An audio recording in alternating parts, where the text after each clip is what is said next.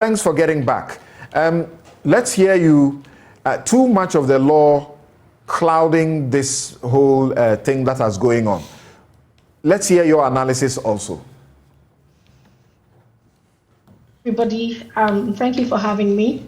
And I'll begin by reading the first two stanzas, or first three stanzas of the second verse of Ghana's national anthem. And it says, "Hail to thy name, O Ghana. To thee we make our solemn vow." And the emphasis is on our solemn vow. "Steadfast to build together a nation strong in unity." Now, why do I begin with this? I just really want to highlight the fact that building Ghana is not a person's responsibility. It is all our responsibility. And I go back to what, sorry, I might mispronounce your name, Vemaho. And he says that he's working to educate Ghanaians on rights. And in all the statements he has made, there is an emphasis on rights, but there is silence on responsibilities. And I think that a lot of the time in Ghana, when we are talking about democracy, we talk about the rights that we have in democracy, but we are silent on the responsibilities that we have in democracy. And I'll go back to the law. And yes, I'm not a lawyer, but then I found it very interesting that in the Public Order Act, Section 3, the Public Order Act 1994, which is Act 491, Section 3, it talks about the responsibility of organizers and other persons. And I'm sure that the organizer, being a lawyer, should have known what his responsibilities are. And if you don't mind, I probably would skip quickly to Section 3 of the responsibilities of organizers and other persons and use my layman's view. Now it reads, "Where at any special event, any damage is caused to any public property, the organizers or other persons found to have been responsible for the damage caused shall be liable to pay for the cost of the damage." That's one. Two, any person taking part in a special event shall obey the directions of police officers, safeguarding the proper movements of other persons and vehicles, and generally maintain order. Three, any person taking part in a special event shall conduct himself, and I would add herself, to such a manner as to avoid causing obstruction of traffic, confusion, or disorder. And we all know that even God, who created the earth, established order as the first order before he could start or begin creation. And so the question is, why do we think that we can wantonly flout the law that governs all of us and yet seek to say that we are upholding this very law? We cannot exist in this confusion. At the basis of all this fix the country demonstrations are five cardinal things that William Bedridge wrote about. And William Bedridge is a UK economist who drafted the Welfare Act. And he said, our concerns as human beings are to deal with the giant evils. And what are the giant evils? And I read that out to all of us for our benefit. The giant evils are squalor, ignorance, want, idleness, and disease. Now, in all these protests that we protest, how does it directly address squalor? How does it directly address ignorance? How does it directly address want? How does it directly address idleness? And how does it direct disease? There is a huge and a larger problem of global externalities that affect our country. We don't talk about that. We don't mention that. And that is the perception index about Africa, or the perception premium that Africa pays for in debt. We're a country that is poor, and I think that we need to recognize this fact. We're a poor country. A third of our expenditure is not covered by any income. So how do we balance all of this? How do we put this all together? By going on the streets and demonstrating, and by refusing to obey the law and by creating a society that is fixed on chaos, how do we then address, the key issues of our society? We want a society built on discipline. We refer to countries like Singapore, is it the Garwandis, who refer to Rwanda at every slight moment. And they refer to it because of the law and order or the discipline that is in that country. Now, if we seek to, be a people that even when we are knowledgeable, we are intelligent, and we should know what we ought to do, deliberately flout it, and then claim, perhaps using the very words that Vermaho said, in a statement that is attributable, I think, to the IGP and the current commission that is going on, saying that he is using PR, prying to the public and playing to the gallery.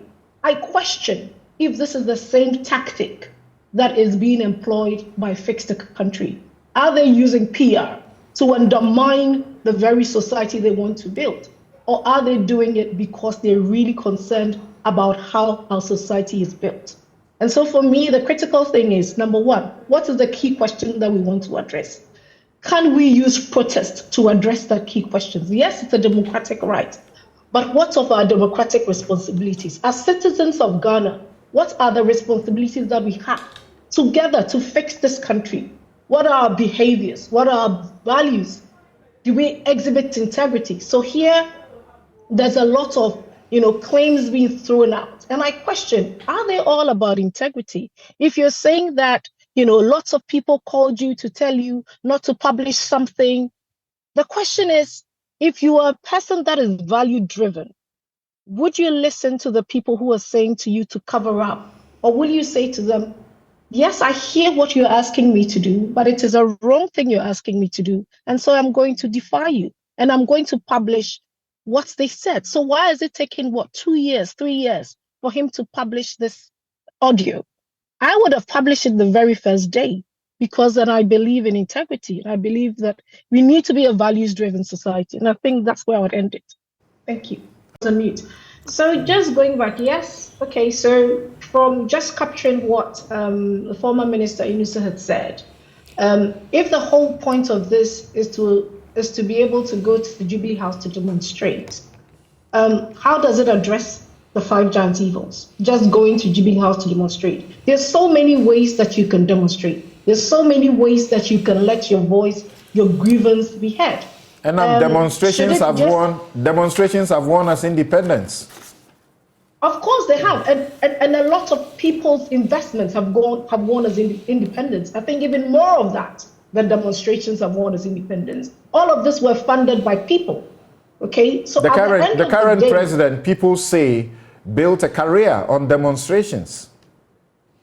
And also following the law by defending people in the courts. So it is a myriad of things. The question is, are we using a myriad of things to build our society, or are we just intent on just our way? And for me, that's why I find problematic. It's not just about your rights, it's also about your responsibilities. What responsibilities do we have as Ghanaians? Okay, the president can't solve all the problems that we have in our society. The police can't solve all the problems. At least we must hold the president to solve the problems he promises to solve, correct? Fantastic, we can and we must. But then I ask you, when I started this whole engagement with the preface of the 3 stanzas, okay, we are doing this together. How are we doing this together as Ghanaians? If we, the Ghanaians ourselves, are corrupting our society, if we Ghanaians are doing things that, undermine our society, and we do it deliberately, we deliberately undermine the society by not paying our taxes, by not paying loans that we take from the state. How do we expect the states to carry on? I suppose you are not suggesting. Okay? I suppose you are not suggesting that protests, mass protests, are not part of the tools to tackle some of these issues. No, that's not what I've said. But what I'm saying is that there is an overemphasis on rights, and we only seem to exact these rights from protest. We are very silent on responsibilities. I've never heard, to be honest, civil society or anybody talk about the rights, the responsibilities of Ghanaians. Every time we talk this is our right. I'm claiming my rights. I'm claiming my rights. What about your responsibility? How about that? The societies that we look to deliver those societies that we are fighting. I think civil society has been advocating in equal measure, not rights without responsibilities. I think that's unfair to civil society. Maybe silent, Samson, that is silence to my ears. And so, I mean, even in Vamowa's, all his statements, every R word is a right. There is no R word that is a responsibility. And the responsibility in the context of what they are doing, where do you blame them for an issue of responsibility? In the context of what they are doing? Where I blame them for an issue of irresponsibility is deliberately flouting a law. Which law? The Public Order Act. Which section? 1994. Which section has been flouted? Section 3 is very clear. I mean, the videos that let's read with you. Section 3 says what? Section 3 says what? Which has been flouted? Back to your other program, but here we are. Yeah. But it's important since you are making those allegations. Yeah. Section 3, subsection 3, it says any person taking part in a special event shall conduct himself in such a manner as to avoid causing obstruction of traffic, confusion, or disorder. Yes, and how did they do this before they were arrested? And they were sitting, I mean, the videos that I have seen, and I just saw it on your platform, they were sitting, blocking the traffic on 37, on that main highway. Now remember that there's 37 military hospital just around the corner, okay? How many people, if there were emergency services, would be able to access the hospital? There is no demonstration that will not block a particular road. In Ghana, roads are blocked even for funerals. Sometimes they are blocked for naming ceremonies. True, but they are not major highways. So show me one major highway that has been blocked for a naming ceremony or a funeral. No, now, I said demonstrations. Demonstrations will always block some traffic. Great, but you also refer to naming ceremonies, and I'm saying to you, which ones? Now, if you think about the 37 military hospital, it is a hospital.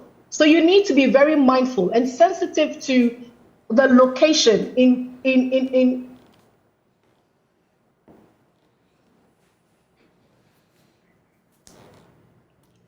I think her line, this thing is frozen.